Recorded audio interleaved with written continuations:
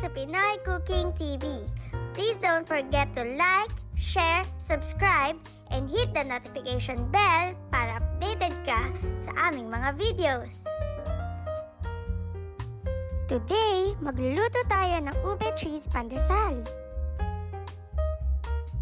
Narito ang mga ingredients. Flour, sugar, egg, breadcrumbs, yeast, vegetable oil, salt, ube extract, cheese, milk. Let's start! In a large bowl, combine natin ang dry ingredients. Add the flour,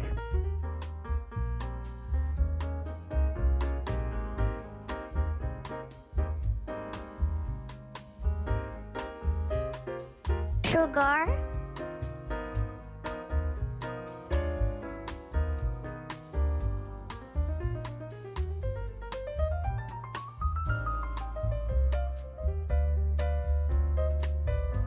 salt,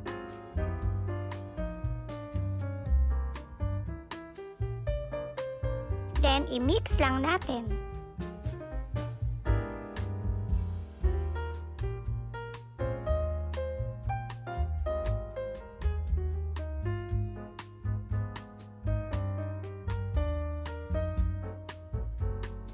Pour na natin ang warm milk.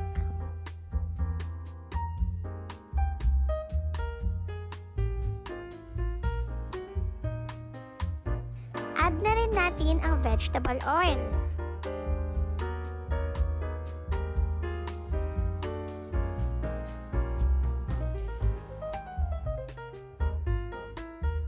And mix again.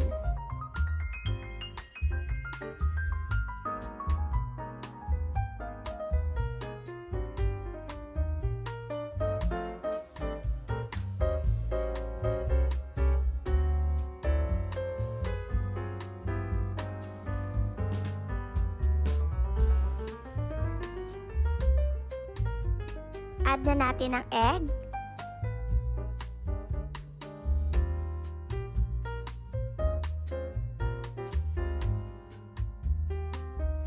At haluin ulit.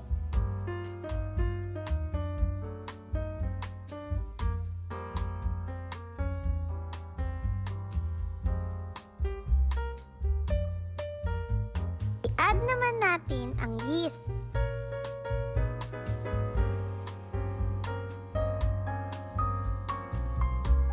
Basahin ng kaunti.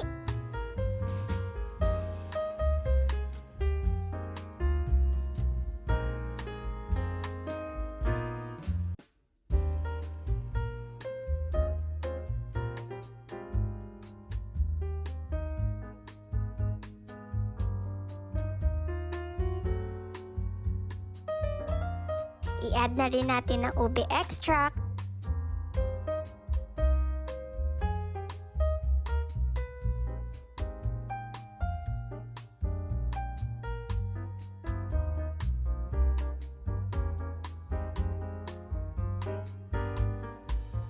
Gagamit tayo ng hand mixer ngayon para masahin ito.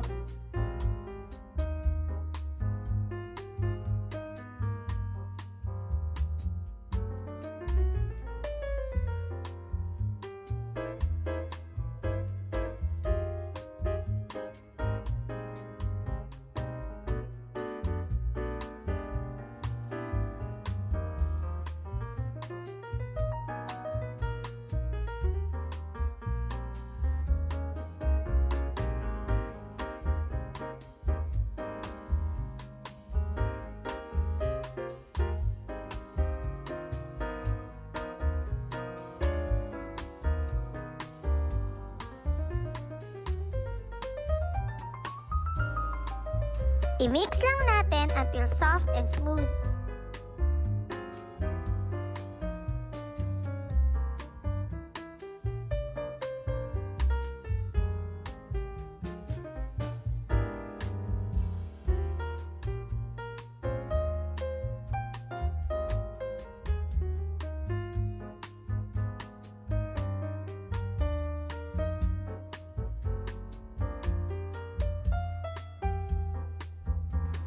Now, i-coat lang natin ang ating dough ng konting vegetable oil and ifo-form natin into a ball.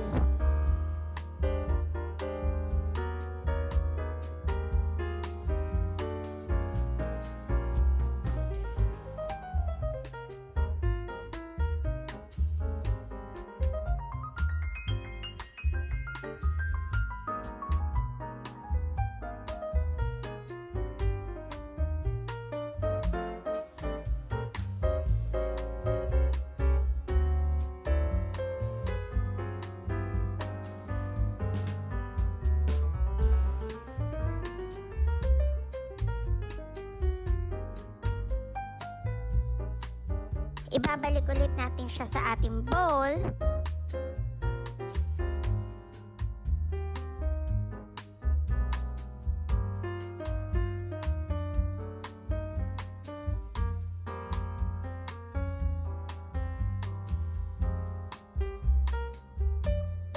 We will cover it with plastic wrap or kitchen towel.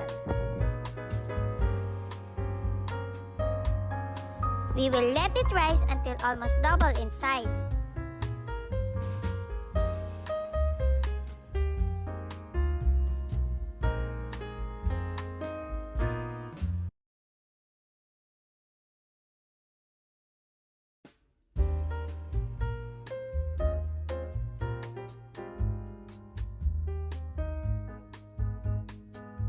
We will divide our dough into 2 parts.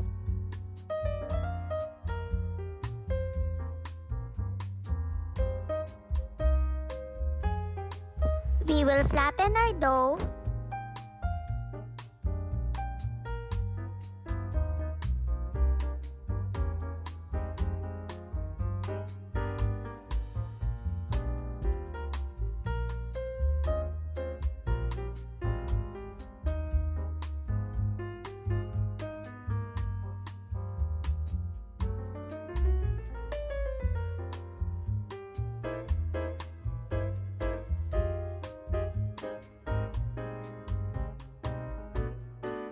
We will then divide it into 6 pieces.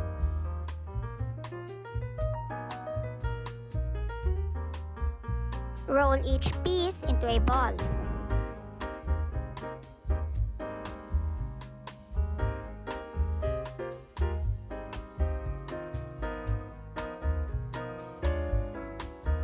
Put the cheese cube at the center and fold the sides, then form it again into a ball.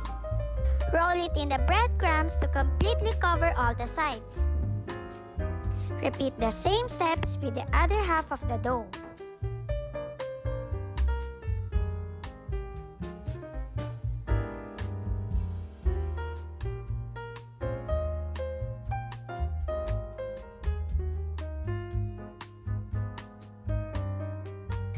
Arrange the pieces on a baking sheet and give some gaps in between.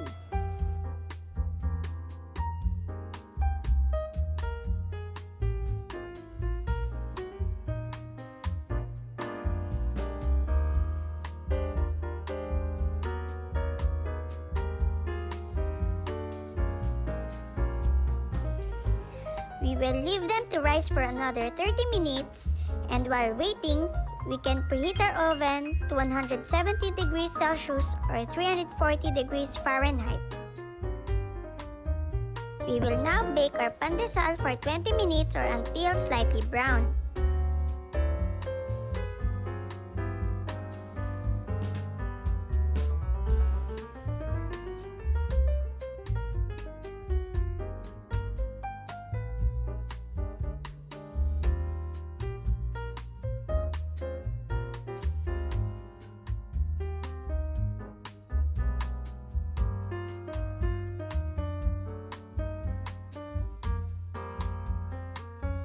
Serve it with your favorite coffee drink.